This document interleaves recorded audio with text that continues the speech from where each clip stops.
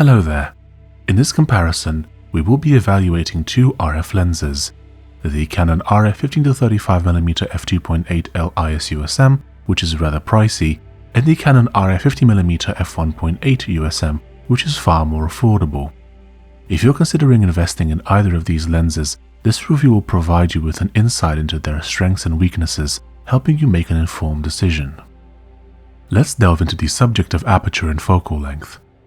The Canon RF 15-35mm lens has a maximum aperture of f2.8, whereas the Canon RF 50mm lens has a wider aperture of f1.8. Instinctively, it might feel like the larger number is better, but in the case of apertures, the opposite is true. In this comparison, the RF 50mm lens has the advantage. The wider f1.8 aperture enables the lens to take in more light, making it a great option for taking clear shots in dimly lit settings. It's important to note that a lower f number indicates a wider aperture, allowing far more light to enter the lens. The numbers in millimeters refer to the focal length of the lens. The 15-35mm in the Canon RF 15-35mm lens represents its focal range, meaning it can zoom from 15mm to 35mm. In contrast, the 50mm in the Canon RF 50mm lens signifies a fixed focal length, which means that the magnification of the lens is constant and cannot be adjusted. In terms of image quality, prime lenses such as the Canon RF 50mm tend to produce sharper images, whereas zoom lenses like the Canon RF 15-35mm offer versatility and convenience with their zoom capabilities. Zoom lenses provide greater versatility with the ability to adjust the focal length. Different focal lengths such as 15mm, 35mm, 50mm and so on result in distinct images due to their different levels of distortion. It's also worth mentioning that the 50mm lens provides a more focused, zoomed-in view compared to the wider view of the 15-35mm lens. This means that the 15-35mm lens can capture more in frame when compared to a photo taken with the 50mm lens from the same location. We'll discuss a bit later in the review what each lens is specifically good at, but up next, how portable are these lenses? The Canon RF 15-35mm lens measures approximately 126.8mm or 4.99 inches in length, 88.5mm or 3.48 inches in diameter, and weighs around 840 grams or 1.85 pounds. On the other hand, the RF 50mm lens measures approximately 69.2 by 40.5mm or 2.72 by 1.59 inches and weighs around 160 grams or 5.64 ounces. Given these measurements, it can be seen that the RF 15-35mm lens is more substantial. What about their build quality? The RF 15-35mm lens has remarkable build quality. It stands as one of the finest lenses I've ever held, which is not surprising given its hefty price tag. In comparison, the significantly more affordable RF 50mm lens does not quite match up in terms of build quality. Despite being an improvement over the EF 50mm f1.8, it falls short compared to the RF 15-35mm lens. If you're interested in finding out prices in your country, I've provided affiliate links down below where you can check them out.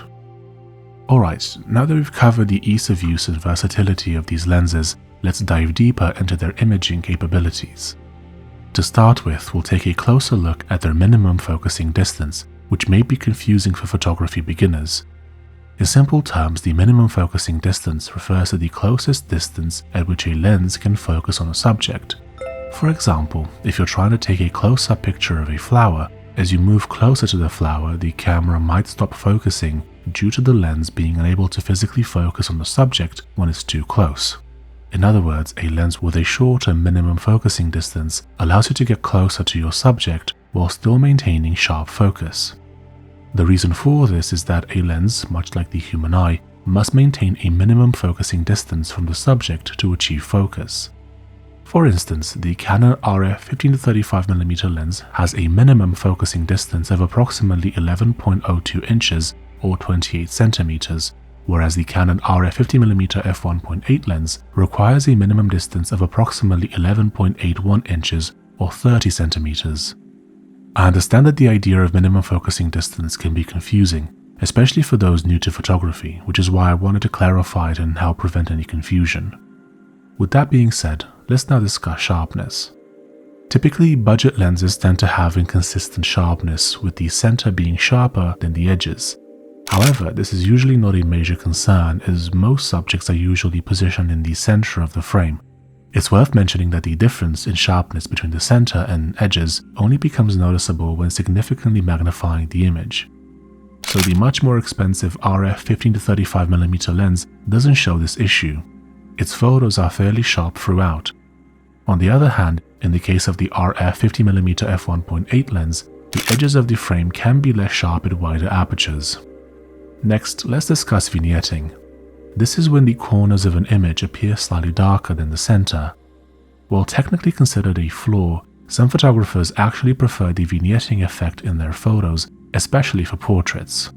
The darkened corners can draw the viewer's attention to the brighter center, where the subject's face is typically located.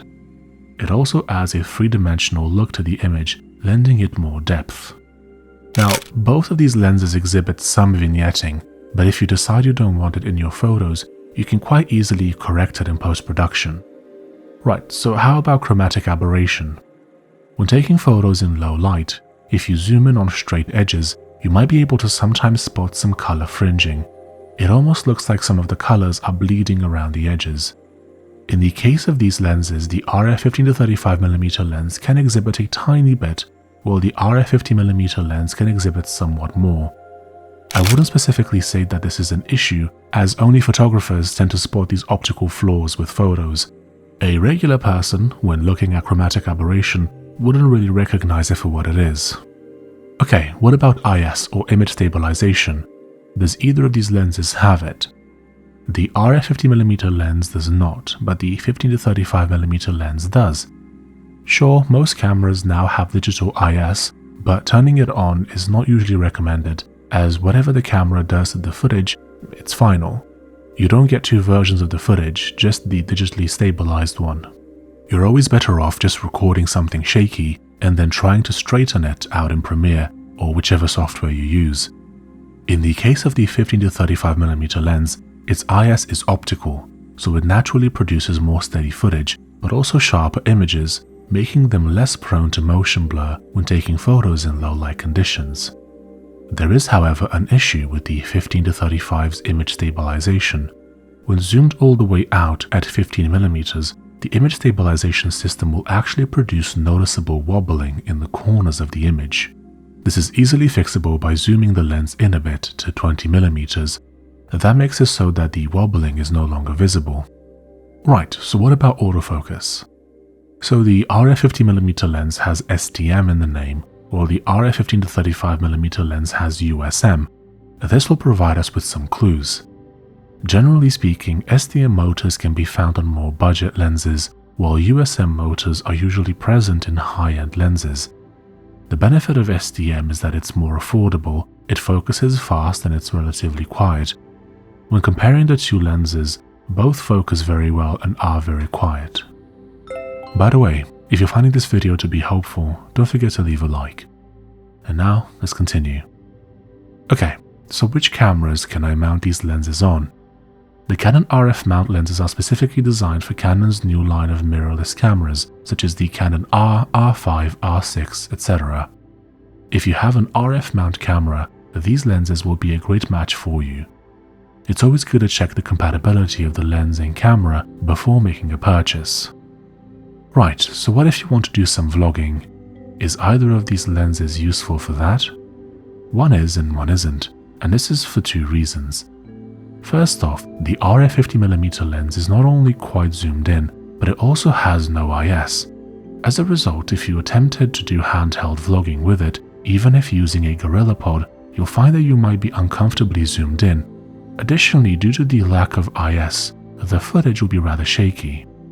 On the other hand, the RF 15-35mm lens is not only much wider, but it also has built-in image stabilization, which would provide you with very stable footage. Okay, what if you want to just place the camera on a tripod and film?